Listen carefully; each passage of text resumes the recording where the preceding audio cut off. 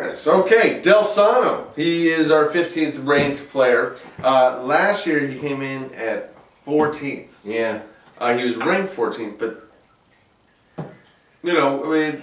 Yeah, really little movement at the bottom few spots here. I think Delsano had a couple of nice moments in this past Menstown, but nothing to write home about. He got teamed up with a perennial champion in Benassini, but they just couldn't seem to put it together in time for a win, and they were knocked out pretty early. Yeah, and that was, you know, we're going to get to this, but Benassini really faded from that tournament rather quickly, and that was interesting. It was very interesting, and there's been a little bit of scuttlebutt about that in the blogs. Yeah. Singleton, he's 14th now. He was 15th last year. Puts up a good effort, but not certain he could handle the social side of things, boozing and whatnot.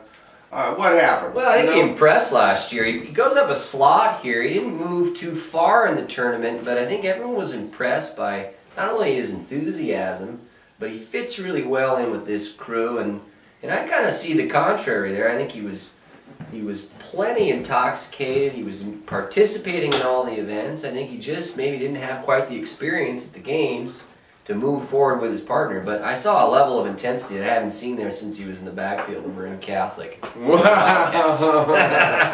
Good stuff. I heard rumors of him staggering around and humping trees. All right, Bugby. Hey, 13th, ranked 13th. Last year he was 10.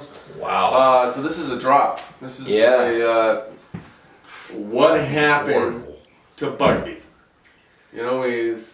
Well, I don't think it was what happened to Bugby. I think nothing's happened to Bugby. I think it's at some point he needed to fall in these rankings, and I think it was one of those cases where he's had, like his partner, a lot of opportunities to make noise in the tournament, and it simply hasn't happened. And they like to blame each other and do this, right? But I think both at the end of the day are wearing a couple of shit stains on their shirt. Clean it up, Bugs. Don't blame it on your partner. Maybe go out and do a couple extra calisthenics. Get ready for the Menstown tournament. Snap. Well, I had the opportunity to speak with Dominic, who was Bugby's partner, who happens to be our 12th ranked player, right above. Kind of just a 3-slot shift for the two of them as a team. I think as a team, they dropped 3 slots into the kind of the bottom feeder area. Well, I mean, I talked to all the contestants of Menstown, and they've just raved to me about the poise that Dominic has shown, his ability to really focus on the holy board table, and his athleticism around the beer pong table. Right. And this is his player that everybody should be on the lookout for. People should want to play with him. People should want to play like him. And it's just upsetting that he happened to get saddled for 3 years running with a rather spiteful and, let's face it, Jolly Bugby, who, you know. Well, I think your point is taken, but I think what we've seen out of DTs perennially is obviously an underachievement, and a little bit of the blame thrower has come out. I think we need to turn the blame thrower around, blast ourselves a couple of times, and then take some inventory about where we can spoke with on the boards and on the pong table. I spoke with DTs, and because there are flaws in the games. Both games. You may not know this, but he made the shot of the year on the beer pong table where he put the ball right in, you know, the cup of Benny and I think it was Delsano they were playing, and just basically knocked him out of the beer pong tournament. So you can make these comments here, but I bet you go and talk to the 16 people on that thing, they would be thrilled to have DTs as their teammate. Well, I think until there's a trophy for shot of the year, right now he's really a 12 seed. Well, that's and good. No one wants to hear a lot from a 12 seed. They just want to see from a 12 seed. So I think this is the year, if what he says, and we've heard a lot out there on the wire about how good he is, this is the year that he shows up, maybe gets himself past the semifinals. I heard actually at a recent... and we'll start buying into some of the mouth spout. Yeah. Well, just I heard about a recent Menstown, pre-Menstown meeting at Petaluma that he showed great domination. Who's the 11 seed, by the way?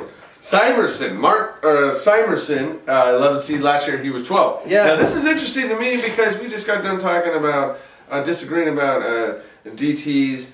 And Simerson, this is a guy who goes to both semis last year at Menstown Santa Cruz, and it was his partner, a very highly ranked partner, John Levet, who basically proverbially shat the bed on the beer pong table.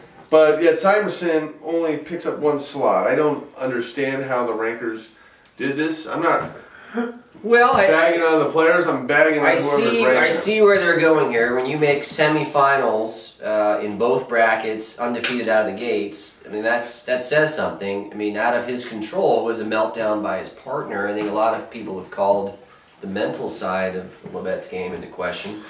We'll see. But with Simerson, I think you had to move him up a slot because he did perform well when asked. And, you know, when he stood and watched his partner flush things down the toilet, not much he could do. He's still rewarded for the 2 semis. He goes up 1 slot. I think he's got 1 more semi than DTs and buns. Well, I know if I know anything, if Simerson knows how to carry anything, it's a grudge. And I would still be very upset if I was Simerson to have my partner absolutely step on his own penis and knock them out of the tournament like that. Rosen, you know, he's 10th now. Last year, he was unranked. Wow. That's a huge jump for a guy who really has only been to 1 Menstown. Why the hell is he getting a 10 spot out of this? It's like a Tom Brady, you know, whatever. He's a natural? 6th round draft pick. Boom, here he goes. He's leading his team to Super Bowls. Rosen comes in. Nobody even knows this guy's name. He's unranked. He's got a fire in the furnace. He partners up with his best buddy just by the Menstown gods saying, look, you know, yeah, we believe in you. Why don't you play with the only guy you know here at Menstown? And sure enough, it paid off. They made it to a final that year. And here they are. I mean, he's got to be rewarded for that. I think everyone below him has never been to a final. And that was the toughest tournament there's been. Okay. Rosen's a 10. Yeah, and I had an opportunity to speak with him about it, and he was very positive about the experience. I think he's going to be a great Menstown ad for years to come. I'd like to see something out of him this year to kind of back up what happened last year. Yeah, because, you know, I agree with you. I think that's the question. Are we going to see what Rosen's really made of? Because now he's going to be picking at the bottom probably, with less ping pong balls. He might get one of those mid to lower picks. Like a Damien. And, you know, he may get stuck with Paul Reyes or Kevin Ratto. You know, I mean, if that's considered being stuck, and you know, I think that's a matter of opinion. That is a matter of opinion, and I'm sure everybody, you ask 16 different men, and you'll get 16 different opinions. Damien at number 9, hey, he jumped from the 13th slot to the 9th slot. Tell me about that. Well, Jones is a firecracker. You know, sometimes the firecracker produces results, and other times it just produces injury. I think we saw him blow up at the doctor the year before, throwing paddles, calling out bullshit on the umps, and I think he tore off all his clothes and jumped into the lake. Yeah.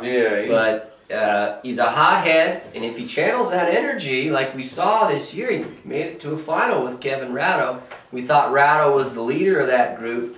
Jones just brought a lot of talent. He has experience in the beer pong. He's played a little bit of holy board over the years. This is a guy that can make noise. He hones that temper down a little bit. Watch out.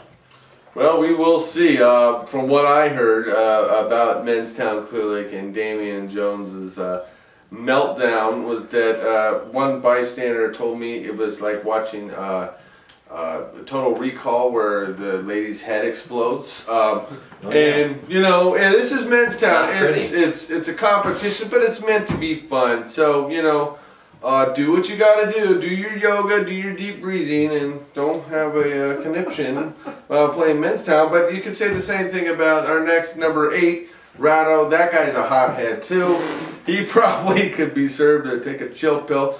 He jumped up from an 11 seed to an 8 seed. Talk about a team with a couple of meat thermometers up their ass. These two were partnered last year, and boy, they made noise. They got to a final. You know, they didn't obviously win because the Clay Maloney team swept, but they